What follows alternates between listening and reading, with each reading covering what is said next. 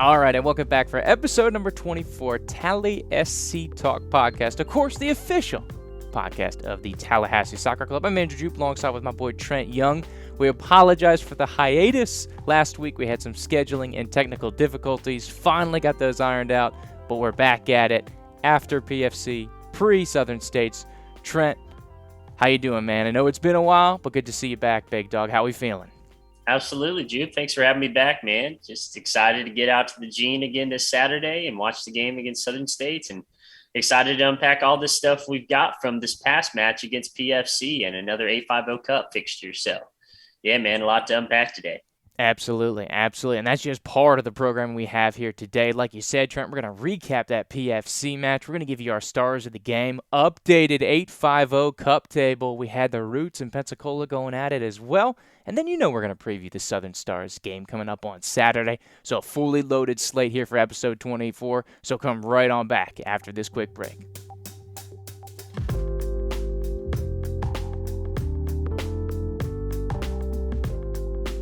All right, and welcome back. We're going to recap the game against Pensacola, coming off a 1-1 draw that TSC had with them this past week at home at the Gene. Of course, Trent, second team in the table last year, so now we've tied the top team and the number 2 team from the regular season last year at home in the Gene. We'll talk a little later about draws getting it done, Trent, but give me your big picture, your first instinct of kind of what you thought of the action on Friday. Like you said, 850 Cup game against PFC, so it just means a little more, does it not? It sure does, Jude. So this is a team that has scored goals in the second half of every match so far. We were down 1-0 in the first half, gave up a goal in the 19th minute. And, we just found a way to battle back in the second half and even got a big PK save a la Grant Wallum, the Wofford Wall, one of our favorite players from last season. Bosco Perry with a great save there coming down the stretch at the end of this game to keep this as a draw and to keep us getting a point in this fixture. So was really excited to see that come to play there in the second half and see TSC keep it together defensively, not give up another goal, and attack and put the pressure on their back line and actually get one. It was a great goal from Johnny, and how happy are we to have Johnny Fitzgerald back, man. I think big picture, that's one of our biggest wins for the season already, just getting Johnny back in our third game. So real excited. We got a much-needed point in the 850 Cup. That keeps Pensacola from getting 3 against us by getting that goal in the second half and by getting that PK save. So a lot to take away there, man. Yeah, absolutely. So, of course, with a draw, you have some positives, you have some negatives with each result. You wish you would have gotten the win, but you're glad you didn't get the loss. So there's always going to be a little plus, always going to be a minus. So you look at as far as the season is concerned, unfortunately, we're right back to where we are last year. 2 points through 3 games, so we're averaging 0.66 points per game here. So that's why we're currently seated here at the bottom half of the table. And so if the playoffs started today, on the outside looking in. But on the other time frame, Trent, you look at it, these are the top 2 teams in the league, and we've played a road game. Road points, tough to get in this league. We've seen that all the way across. Even now that most teams are about 2 games in to the season, road teams having a really rough go at it. So, got 1 road game in the book, played the 2 toughest teams from last year, have 2 points. So, a little good, little bad. Of course, in the 850, able to get our first points there as well, which we'll talk to a little later, like you said, Trent. So some positives, some frustrations, but TSC still in the mix here early in the season, Trent. But you look at the schedule, we're already 25% of the way done, my man. We got the turn and burn summer league schedule. 3 out of 12 already complete here. So one of the big references here, Trent, as we talk about big picture, was the fouls called, man. 22 on TSC. It was a physical battle, gritty 850 contest. Man, was this something that you kind of expected to have such a gritty contest, or was this something we kind of fell into and we just kind of got rolling here on a summer Saturday night?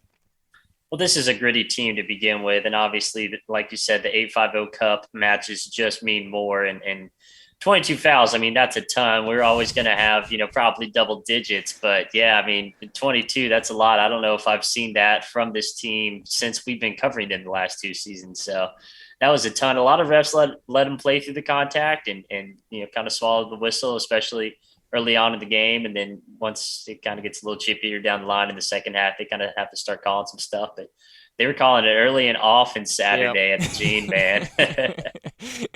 I was gonna say early and often is right, man. Of course, Johnny getting the early yellow, which Yeah. was kind of dicey because he's naturally a physically gritty player, and you hate to have a lot of guys working on yellow early because that sends you up at the back end. You're like, man, if we got to get through this thing with 10 men, that's gonna be brutal. Because that's what happened last time against Pensacola. We had to finish the job with them with 10 men. Ended up taking the L 4-2 last year, but able to save the point and get one at home here, Trent. So that's kind of the big implications of it. You talk about the fouls, and we'll get to a little more of that later down the line. They were all over the place. They were calling it so tight. TSC definitely on the receiving end of a lot of those fouls being called. 5 yellow cards, according to the stat sheet. I believe we actually got tagged up with 6. I think they missed one, which would be a total of 8 yellow cards in the game for both teams.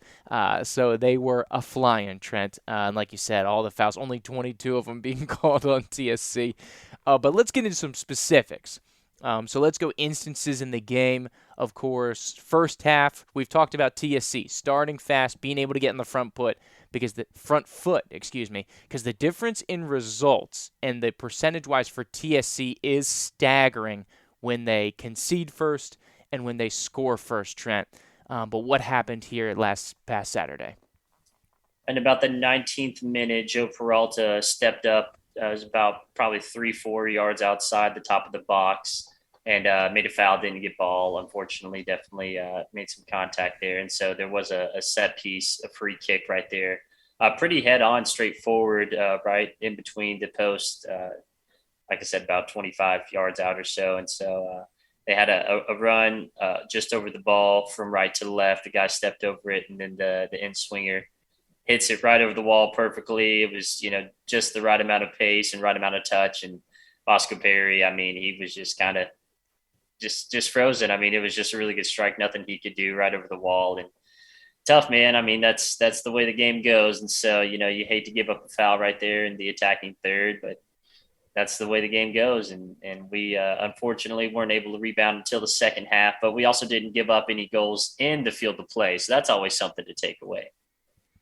Yeah, for sure. You talk about that foul, whatever you want to say with that. But the fact of the matter is, there's a no doubt or any level, if you can put it over the wall, put it down, and put it in the corner, that's going in. So you can't argue with that. That was just a class finish by Ali for Pensacola. So we trail early, Trent, which is the genesis of it. But do not concede again before halftime, which was something that we did last year.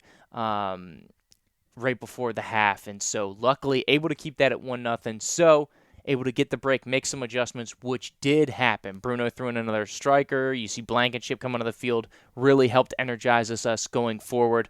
Talk about the big instance in the second half going forward here for TSC, framing it down 1-0 at the time, and then we're going over the 60th minute mark, still trailing at home to Pensacola. Yeah, so Johnny Fitzgerald gets the ball inside the box. It's played from right to left, and he comes onto it. He takes a shot with his left foot, just puts it on frame. The keeper has to make a diving save near post and parries it back out into play. And the center backs, by the time that Johnny takes a shot and they turn and look at the keeper and the ball bounces back, Johnny's right there, following his shot, boxing out and just gets a header on it and puts it in the net. And nobody could touch it besides Johnny. And it was awesome, man. And the crowd was back in the game, and it was 1-1 late. And like you said, only about 20 minutes left, past the 60-minute mark, almost to the 70th minute. And yeah, really exciting. And Johnny Fitzgerald in his first game back, man, Johnny inside. These guys don't take long to get their hands dirty, man. There you go. And we talked about some big picture stuff. I mean, the crowd was into it again on Saturday, man. So shout out to the crowd. Should have mentioned it earlier, to be honest, Trent, but that's a great point. Glad you bring it up. They exploded after the Johnny Fitzgerald goal, and they were giving the refs the business all game long. Well-deserved. Tons of jeers. And there were a lot of interesting, shall we say, calls, Trent, and moments of stoppage and moments of callbacks. And we'll get to that a little later. As we've discussed in previous podcasts, Trent, about beating the dead horse. But we go forward. The crowd was into it, man, like you said. Now we tied up, so the narrative changes a little bit. You're chasing Pensacola up until the 69th minute when that one goes in, Trent. So for the first two-thirds of the game, except for those first couple minutes, you're trailing the large majority of this game. So now you're on level pegging. So now, okay, we've got the one in the bag, so we think, let's go chase 3. But Trent, we go almost not even 10 minutes later down the line, and what happens, big dog? So Bennett Mitchell's one-on-one just inside the box, and it appeared he got all ball. It was actually a really good camera angle, zoomed in pretty good, and immediately the ref just dead sprints over to the spot, both hands pointing down. And as soon as he does that, Bosco Perry's over there like yelling at him like, dude, what are you doing? Are you blind?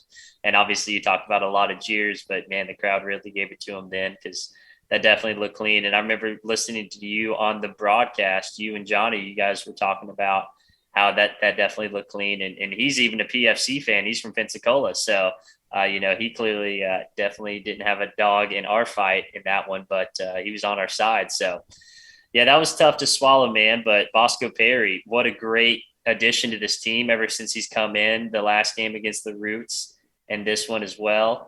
He's just been a difference maker, and he guessed right. It wasn't the strongest shot. It was kind of more placement than power. It was near post, and he read it. He wasn't phased. He was jumping up and down, touching the bar beforehand. He was getting ready. He was going to save it every time. And Bosco Perry, as soon as he gets that ball, he pushes the offense forward, the whole team forward, and he uses every inch of that box that he can keep his hands on the ball, and he kicks the heck out of it. He sent the ball like all the way up to the 30-yard line on the other side. So a huge leg from Bosco Perry, great hands, great save. Great keeper, man. There you go. There you go. Yeah, that was a huge moment. Obviously, talking about shades of Grant Wallum, 70-plus minute, tie ball game, penalty kick that is really a tough one to swallow, and coming up with a big save. So a lot of similarities between him and the Wofford Wall there. Definitely a moment of greatness. But like you said, penalty. I'm thinking on the other side, if I'm Pensacola, I'm disappointed. That was soft. That was not in the corner. That was not with pace. That's not anything that you'd want. Not either or, because you're going for placement or pace, right? That's usually the big decider. They got neither. But Bosco, like you said, guessed right, and he smothered it. That was a no-doubter. He caught that one in the chest. That wasn't above his head. He had a great jump on it, fantastic positioning, and did great to keep it 1-1. And able to seal the deal here down the stretch, which did end up being the result. Trent, I guess going back, you kind of said it, alluded to it. I want to make sure, because we've now given up a PK in every single game.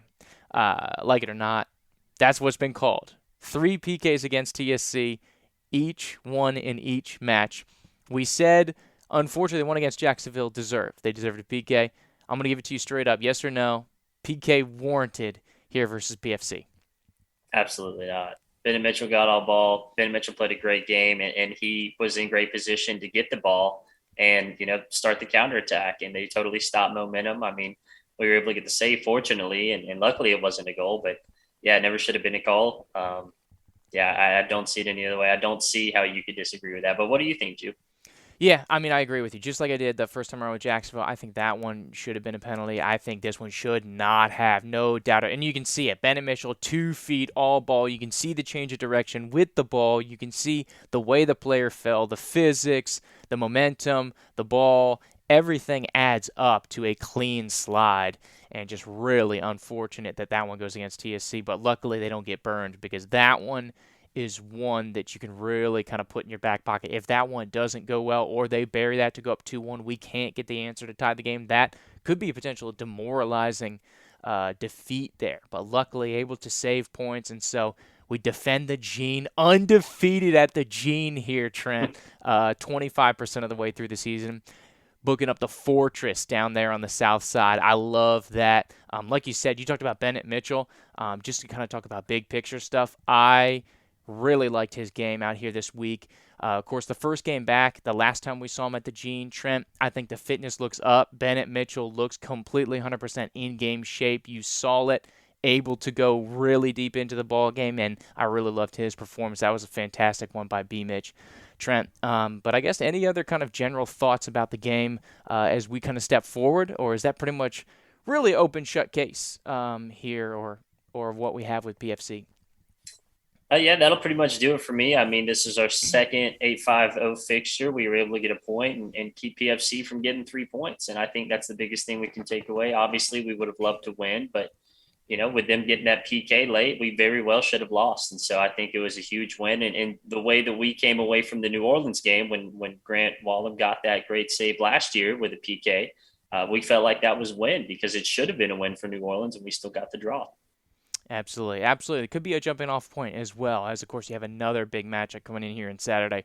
Obviously, kind of looking forward to it. Don't want to use the referees as a crutch, Trent, but that was brutal. I'll be honest with you. Brutal refereeing on Saturday. But at the other time, PFC's got to deal with it too, man.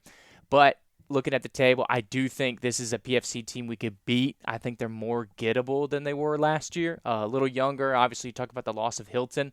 But I'm really excited for now the back end when we have to go down to Pensacola in June and finish up the 850 Cup Series. That could potentially decide the 850 Cup at that point in time, depending what the Roots do and everything else, of course. As we know, we're only halfway through those fixtures, which we'll get to a little bit. Trent, long story short, I think that's an open shut case. Once again, a 1-1 tie. TSC here against PFC. We're going to jump out and more 850 Cup conversation after the break.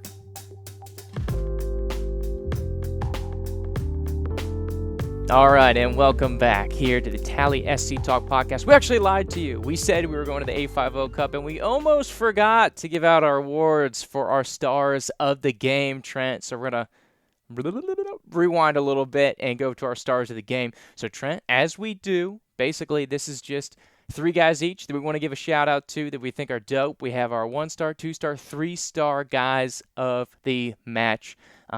People that we need to shout out, talk about, fantastic performances. So, Trent, as we do, we like to climb the ladder here. So give me your 1-star guy and why. I'll go ahead and start with Bennett Mitchell for my 1-star man of the match. So Bennett Mitchell, as you said, fitness level improving, great effort. And just to kind of spite the refs, I know we said we weren't going to beat the dead horse too much, but I kind of want to. So that's a big reason why I'm going to go ahead and give it to Bennett Mitchell. But aside from that, he really did play a great game as a right mid. And I actually like him playing right mid instead of right back because he is more of an attacking player. And he and Christian Vanuk have a great chemistry there on the right side. So who do you have for your 1-star man of the match? Yeah, B-Mitch, fantastic effort, dude. Gotta love it, gotta love it. Yeah, love the slide there, love the aggressiveness, and we're really seeing him kind of jump to that level that Bruno was so excited about. For my 1-star man, back in the lineup, of course, this week, unable to make the trip out to the Roots. My boy, Sans Ramons Pierre. You see, when he's back at center back, man, we're able to lock it down. Him and Chambers, I love the twosome, so I almost wanted to go tandem again, but I feel like, Trent, I'll get into the pattern doing that every single week. But you saw the difference with Ramons Pierre. Obviously, his athleticism, his that size, and able to just read the game and go forward and work with Chambers. The gruesome twosome in the back, man. So I'll give it to him. Only 1 goal allowed for that back line. Huge. And, of course, no open play goals, which I think here is money, Trent. So to this point in the season, at home, at the Gene, we've only allowed 1 live play goal up here. So just something to think about. But he's my 1-star man. Sans Ramons Pierre, fantastic game again here this week. Trent, let's keep it going, man. 2-star man of the match. Who you got? I'll go with Cousin Cy, man. Surprised to no one, really, but he's actually who set up Johnny Fitzgerald on his goal. Great vision there from Cousin Cy, and always great, just playing up top and finding his teammates and distributing the ball. One of the great qualities from Cy, and something he's really developed in this second season here for TSC. So really excited to see the development of Cy, but yeah, ready to see him cut loose and bag a couple hopefully this week against Southern States. So yeah, man, Cousin Cy, number 2-star man of the match. But who you got for your number 2? Yeah, before I get to my guy, obviously it was the reverse of what happened in the Roots. Is Johnny setting Cy up in Johnny's first game back. And now this year, Johnny's first game back, it's Cy setting up Johnny. So cool to see it go back and forth there. But you got to love it, man. Got to love it. And Cy, he's going to be basically a perennial resident. If he plays, Trent, obviously fanboy over there, he's going to be perennially not paying rent, but living in that top 3-star. You can almost assume, Trent. So it's cool to see. For the 2 stars, I'm going to bump it up. We'll keep it on the front line. Give me Jazz. Charles Blankenship, obviously Bruno talked about it in his player of the game speech. He came in, changed the dynamic, helped them get back on the front foot. A little striker help, little up top action there for Cy. They've been playing well here for the first 3 matches. I really like the strike force we have with Blankenship and Fontenot up top. Help really kind of bolster the offensive attack to allow for that aggressive possession that gave it to Cy, back to Johnny. Johnny following his shot. Boom, get that goal. So big-time stuff there. I like the offensive shot in the arm that he provides and has provided. So I'm going to get Blankenship, my 2-star man of the match. Trent, so give me the top dog, the 3-star man of the match you have for you here from Saturday's match. Yeah, I do just want to say real quick, though, Chaz has been playing really well this season, and somebody that I don't think either of us expected or knew about coming into this year. And to see him start in the first game and to have such a prominent role here coming down throughout the rest of the season so far, 25% done, as you have alluded to. But yeah, no, love to see the play from him so far with Side and with everybody else in that attacking third. So I'll go ahead and give you that 3-star man of the match. And I do want to preface this and say, we didn't have a pod last week, but if we did, this is who would have been my 3-star man of the match last week as well. And probably would have carried over. He played a good game up through the 77th minute, but that PK save in the 77th minute definitely cemented Bosco freaking Perry as my 3-star man of the match. This dude's insane. I love this guy as a former keeper. He's everything I wish I could have been. He's just got a huge leg. He's not the tallest guy in the world, which a lot of people think, to be a great keeper, you got to be tall so you can get to all the different spots of the goal. But, he proves week in and week out that he can get anywhere that he needs to. He's able to save PKs. He's able to kick the ball all the way into the attacking third for our offense. And somebody who has just been really clutch for us so far this season, and I think will continue to be going forward. So Bosco Perry, 3-star man of the match. What you got, man? Absolutely. Can't argue with that. Can't argue with that. You love the athletic, fiery, enthusiastic keeper coming out of the back. Really a good addition last couple weeks here for TSC. Over on the other side, you got to go to the captain, because as the captain goes the ship. Trent, my 3-star man of the match, going to Johnny Fitzgerald, of course, with the big goal. He likes playing PFC, man. Both of Johnny's goals that he has scored in the NPSL coming against PFC, both big momentary ones. Of course, the one last year gave us the 1-0 lead to give us a little cushion. This one coming back with the tie, but something about Johnny, he likes scoring goals against PFC. So he did it again here Saturday. Love his return. Obviously, we know, we've talked about it ad nauseum. We will continue to double down on those thoughts for the Tallahassee Messi, the maestro of the midfield, Trent, how he controls and really sets up people. And cool to see that being given back to him. He works great with Cy. That's been noted over the years. Really good partnership with them, linking the midfield to the front line. Always have, hopefully continue to, always will. So I got to give my 3-star to the man of the match, because he saved a point for us, along with everybody else, of course, but the man that finished it off and kept it at 1-1 here, along with your boy Bosco. So I say a nice tandem there to be our 3-star men of the match, Trent. And I think that's all about shut. We covered the big 3. So we're going to roll on out of here. 850 Cup. We promised it to you earlier, a little delayed. 850 Cup update coming up next.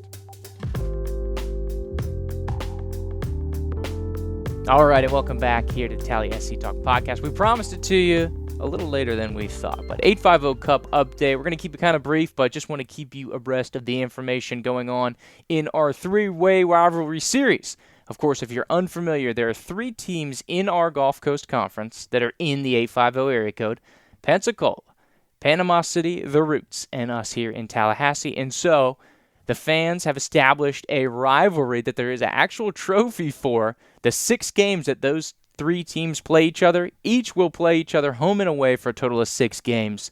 The winner with the most points at the end will be given a trophy as 850 Cup champions. So a double derby, a triad rivalry, whatever you want to call it. Pensacola won last year. We go forward to this year. We're halfway through. 3 of the 6 matches have been played, Trent. We love talking about the 850 Cup because it's so exciting. Where do we stand halfway through in this point of the season for the 2022 Cup chasing for the 850 Cup? Great question, Jupe. So we are currently in third. We got our first point this week against Pensacola. So they currently sit atop the 850 standings. They have 4 points. They got the draw against us, and then they got a win on Wednesday against the Roots. They beat them at home 3-2. And then the Roots are in second place. They have the one win against us and then the loss against Pensacola. So we've each played 2 fixtures, like you said, against every team in the conference. So yeah, we got 2 games left, man. Got to make them count. Got to get a couple wins and catch up and overtake some of these teams, man. We got to get that trophy. Got to get that hardware back in Tallahassee where it belongs. There you go. Absolutely. Absolutely. It's like you can say it's PFC, Roots, TSC halfway home.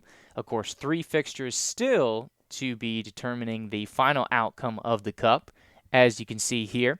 And we look forward to those games. The next one will actually involve us and the Roots. So we'll get them at home May 28th. That one will be at the Gene.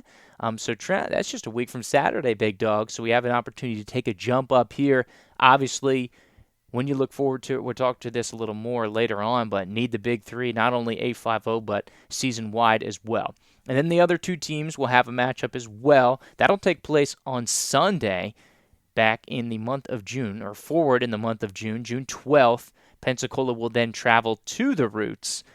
So each team will be hosting one of these games. We will host one, Pensacola will host one, the Roots will host one. So that will essentially set up a potential winner-take-all situation back at the Gene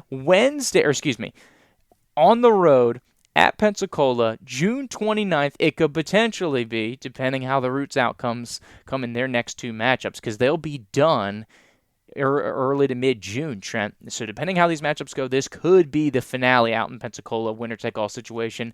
June 29th, TSC heading out west to finalize those matchups here. But really, everybody's still in the table. There's still big 6 points each team could capitalize on here, Trent. So as you look at the table, obviously, everyone's still in play, which is the big picture here.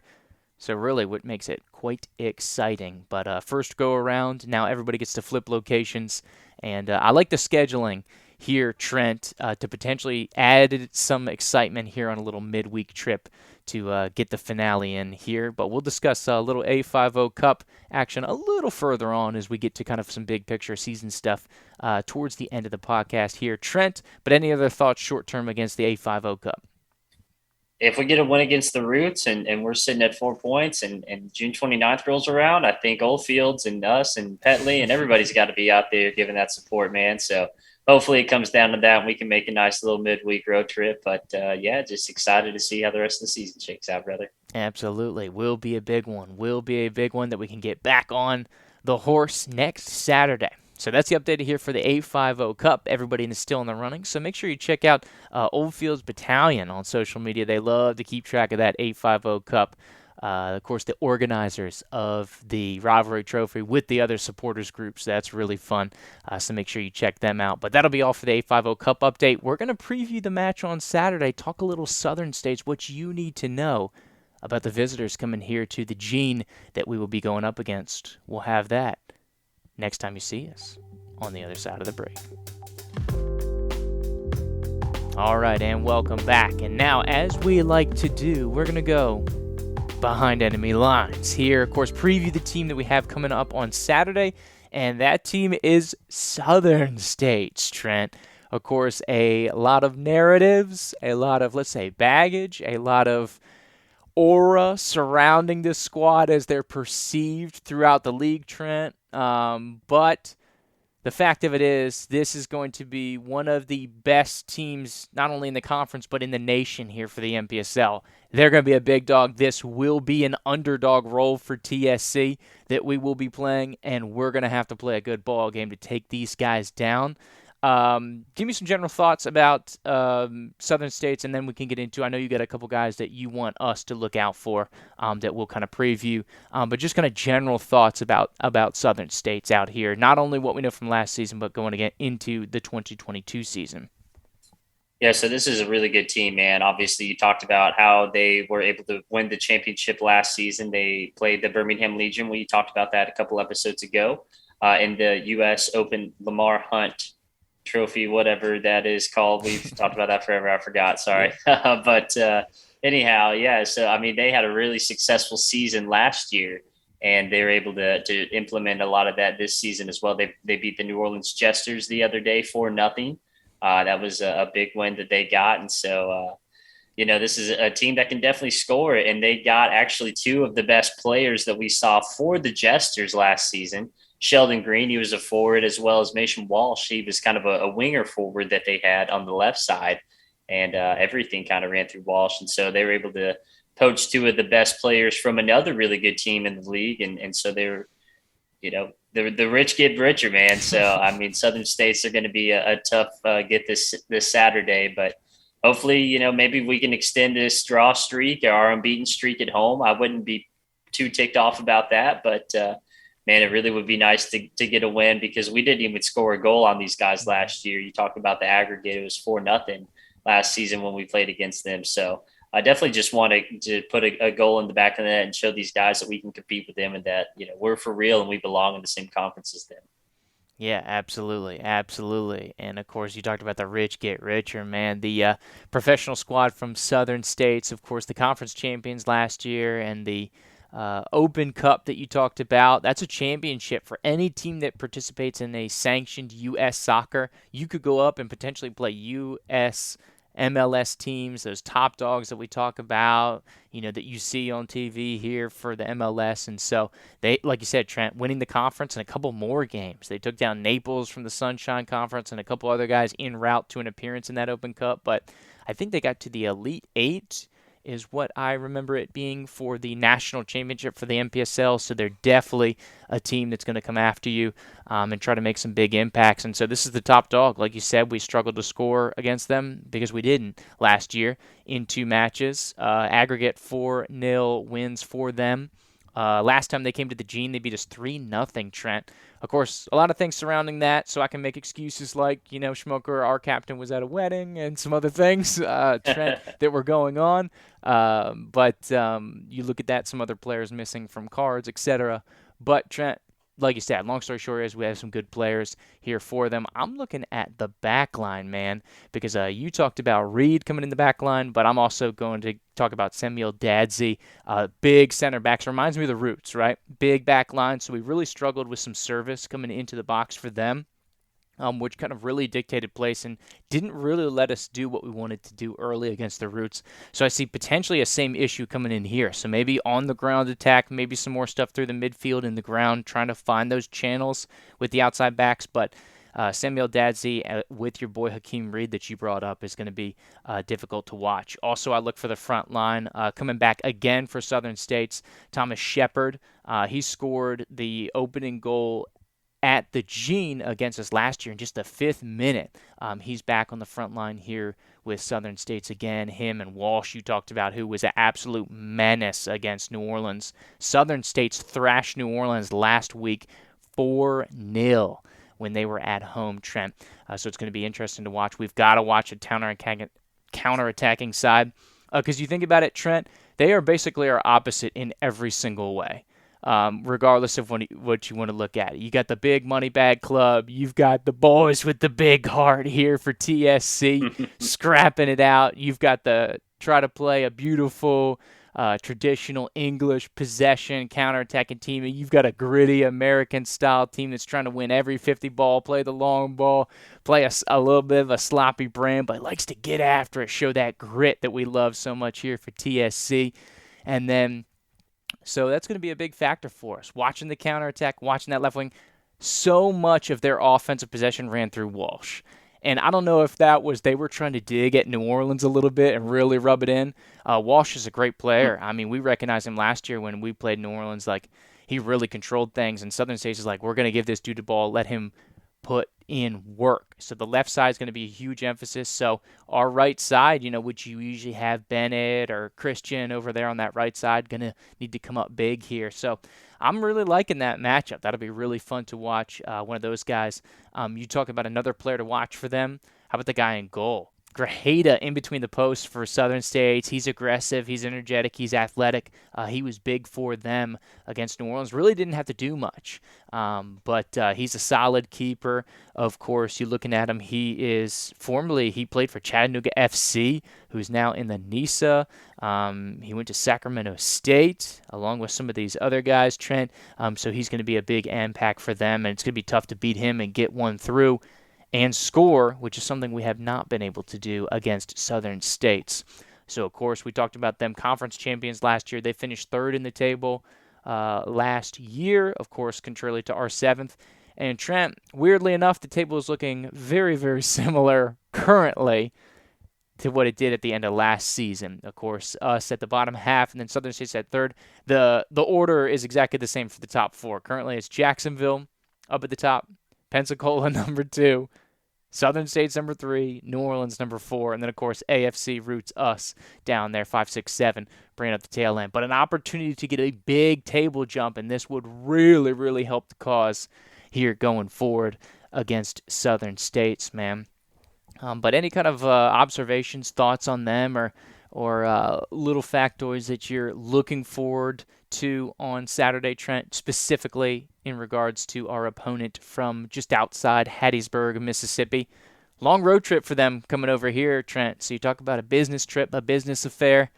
It's a long ways to come. It is the second longest drive that will be made by any team in the league, or maybe they are be flying or taking helicopters, with that purse that they have over there in Hattiesburg, Trent. But the second longest travel that you can take in league play here this season, only one longer, would be Jacksonville to Southern States. Yeah, I mean, you talked about Hakeem Reed a little bit, and I meant to mention earlier, this is a guy, he went to high school at Fleming Island, just down the road from where I grew up, and he actually played with the Jacks Armada U23 team back in 2016. So this is a guy who's been around our league for a little bit, and NPSL Gulf Coast Pipeline, UWF is where this guy's from, and so they're turning out Cousin Size and all these guys for the Armada, and Southern States ends up with another one. So, another high quality player that's been in the league and has been around for a while and has a high pedigree and is a big physical brute that we're going to have to get through to score a goal. And, that's probably a good reason why we weren't able to get any against them last year. They just have these big physical center backs, kind of like PFC did, kind of like the Roots did, these 6'4", 6'5" guys. And, we're just not able to send those long balls over top. So we got to be a little more creative on the ground. And I'm excited to see us kind of establish that possession and try to match them and keep the ball away from them, because like you said, that's the brand of football they love to play. But yeah, hopefully we can beat them at their own game, and we'll be in front of our home fans. And, how awesome is it that we get to play all these home games right in a row, man? So excited. We got 2 more after this, the Roots. And who do we play after that? The 4th game in a row? I believe it's New Orleans, another one. Yeah. Have to double check and brief up on that schedule. So look for the fact check coming up, Trent. But yeah, that's a good point. I'm glad you brought up Reed, his first year with the club. So you talk about the 2 former New Orleans guys that they poached. They got also a Jacksonville guy that's his first year with the team. Reed, of course, had played previously with Jacks, but interesting little mix up there. But that's another thing. You talk about Dadsy and Reed. Big center backs watch the set plays, man. They burned New Orleans a couple times, including the second goal, which I believe Reed got. He'll be wearing number 4. So 4 and 24 are your big center backs for Southern States. Very effective in the air, and that's going to be a point of emphasis. We talked about the fouls and how we got burned on the set play against in our last home game against PFC. That's going to be another interesting area, potentially a little maybe different approach, or we'll really have to attack those guys in the air or on the set plays because they prove themselves to be very dangerous against New Orleans so far this season. Trent, but it'll be interesting to see what we get from Southern States, because obviously only the 2 games, small sample size, players getting back for week 1, but the first week difference, right? Home and away is so big in this league. They went on the road, were beaten 2-0 by a Jacksonville team who we were leading for the majority of that contest, or we were leading for large parts of the contest when we played Jacksonville. And then on the other side, a New Orleans team who we expected to be up from where they were last year, they thrashed them 4-0, man. So to be interesting, hopefully we get more of that away squad that we see here away from the business park over there in Hattiesburg, Trent. Also be something to watch, but of course a small sample size. So I don't want to jump to too many conclusions based on just 2 matches here on what will be a 12-game slate. But, Trent, any other thoughts on Southern States, man? Or are we going to keep this thing rolling? Nah, man, let's go ahead and get into this last segment. We got some good stuff for everybody, don't we? Yeah, absolutely. We're going to tease it a little bit on the front end, but a fun new segment coming up on the other side of the break. Get 'em to 17 coming up next.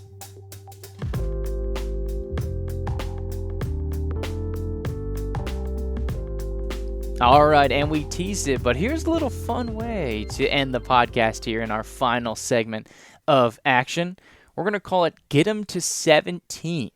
Of course, for those of you who are just coming aboard or unfamiliar, why are they talking about 17? Is that number 17? Roster number 17? What does that mean? So, we've been talking about it. We did some math over the off season. We've been doing the maths, Trent.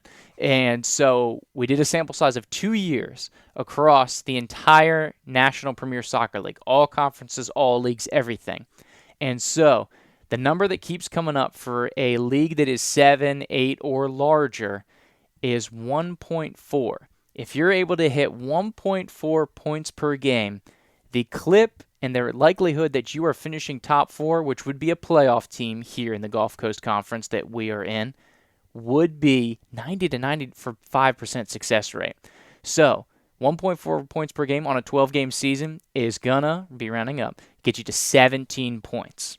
So 17 points is going to be a key number. We feel if we can get to 17 points, regardless of what the rest of the table looks like, Trent, we're confident, 90 to 95% confident that we will make the playoffs if we get to 17. So the project is maybe prognostication, maybe a little predictions, maybe a little weaseling here, there, everywhere. Trent and I are going to get TSC to 17 points. So we're going to go rest of the schedule, Trent. As we've seen 25% of the season, we've got 75% left. So I feel like, and we discussed it, Trent, we said that, hey, this would be a great time to do our Get 'em to 17 segment. And so we're going to break it out. So Trent, I'm going to toss it over to you. We've played 3 games and we have 2 points. So that's not going to change. What will be is what we see the rest of the road. So Trent, I'm going to toss it over to you. Get TSC to 17, man. What do we have? All right, so obviously we got Southern States this Saturday at the Gene. I'll go ahead and say that we can go ahead and get a tie. We'll continue our unbeaten streak at home, our tie streak at home, and go ahead and move to 3 points on the season. Okay. Then after that, we also have the Roots at home as well. That'll be a win. I think we'll go ahead and learn from our mistakes. I think that we'll be able to get our referees out there on time, and we won't delay the away team or anything like that. So, we'll have a nice match, but we'll come away with the win there against the Roots. And then to finish out our home stretch, we'll play New Orleans, and then we'll have another win, I think. I don't think that New Orleans is going to be as good as we thought. We thought they were going to make a jump, but obviously losing Green and Walsh, has certainly impacted them. They lost 4-0 against Southern States, and we'll see how that shakes out. But I'm feeling confident that we can get a win at home against against New Orleans. We drew them last year 0-0, but we're a second half team this year. We're scoring goals every game now, so I definitely think that we can go ahead and beat New Orleans. So that'll end the home stretch, and that'll put us at 9 points through 6 games played. Then we go on the road. We've got our dreaded away stretch. And so we've got 3 games away. We play Southern States, Jacksonville, and New Orleans all on the road, back to back to back.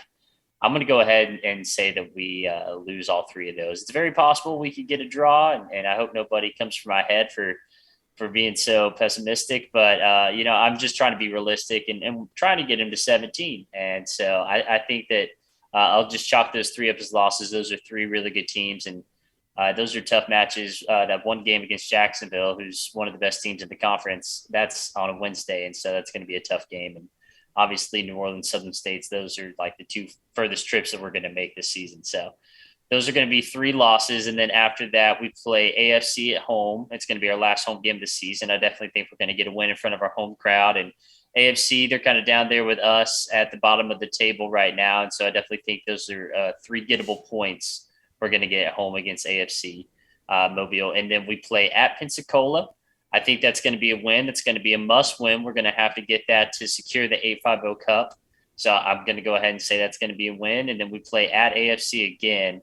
I'm going to go ahead and, I mean, we've got 15 points after the Pensacola win. So why not go ahead and make it 18, get an extra point for comfort, try to get a little more than 90 or 95% bet that we're going to get in there to the top 4. So I'll go ahead and say 18 points is what's going to do it. And that's how it's going to shake out for TSC this season, Jupe. So what do you have? What's your get them to 17?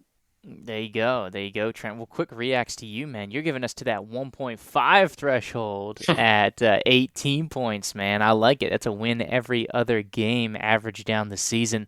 That's a good one. Yeah, I'm going to be very similar, just of course, on the thought process, a couple of slight differences.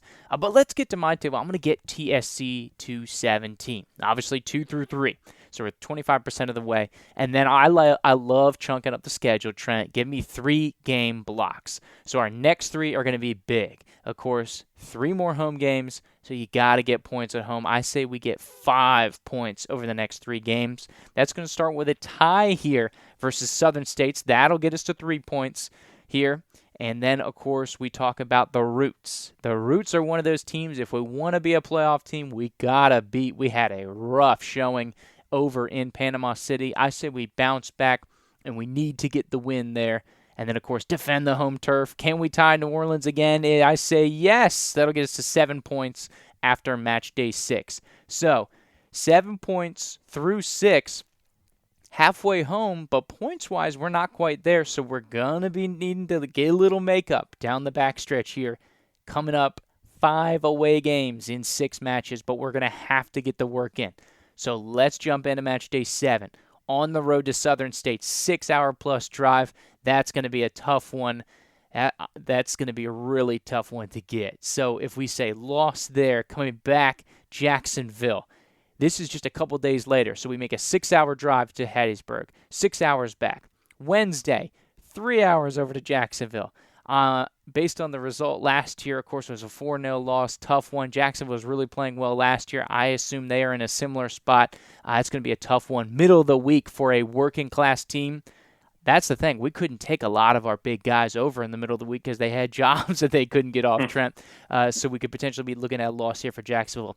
On the road to New Orleans, this is the very next Saturday. So it's just a couple days later. In an 8-day span, we're making another 6-hour-ish trek over to New Orleans, but I like where we're at, and we start to gain a little more confidence coming out of those 2 really tough matchups. Let's get the tie against New Orleans. So at this point, only 8 points to our name, 75% of the way through the season, Trent. So we got to play a little catch-up, big dog. The big Pensacola sandwich to finish the season. AFC at home. Got to get the dub against Mobile. We got our first non-tie ever against AFC.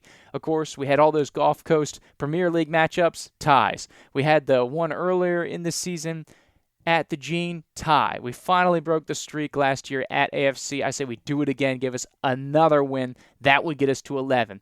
At Pensacola, 8-5-0 championship potentially on the table. Need to get a big win. Can we keep the playoff dream alive? Give us the win there, 14 points with 1 left in the pocket.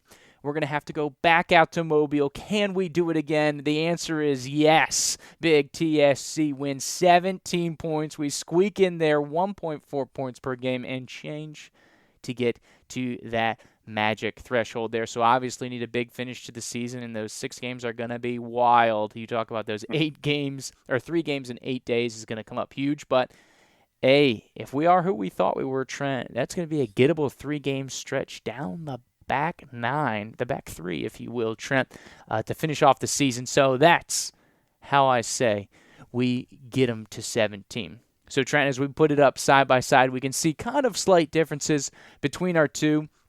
You know, we're both kind of in the same realm. Really, you look at match day 6, the New Orleans game, a little differential there.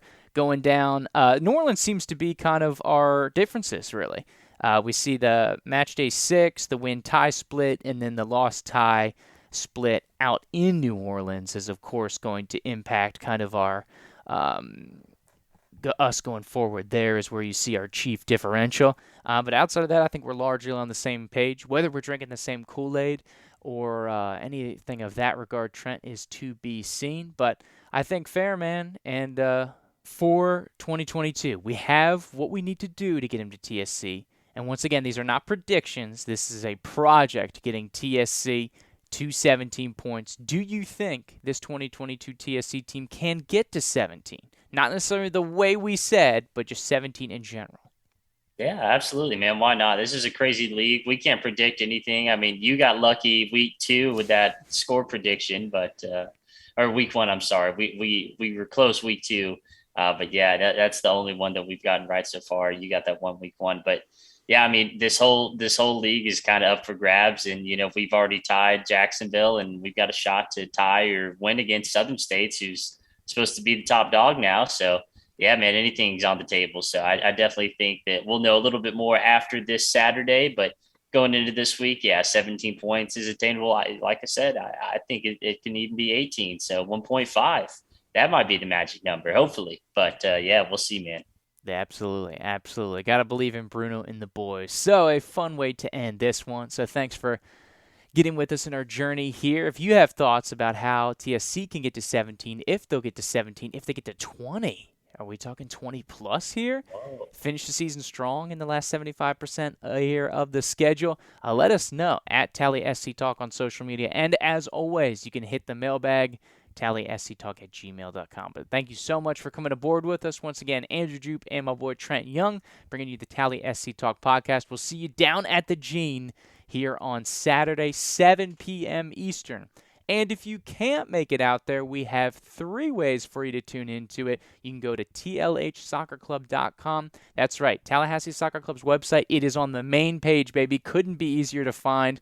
We'll have a stream and commentary done by your boys there on Saturday night. Also, Tallahassee Soccer Club YouTube, another way you can access it. And if you're in the Big Bend region of North Florida or in South Georgia here for terrestrial radio, tune on to us. Maybe you're running a little late to the game. Maybe your kid's got a soccer game. You got to dip out a little early. Tune us to 93.3, our new radio partners here in 2022. 93.3 Real Talk Radio, bring you the action there. You can hear the live TSC game from Gene Cox Stadium against the big Southern States Soccer Club Stars, the game on Saturday.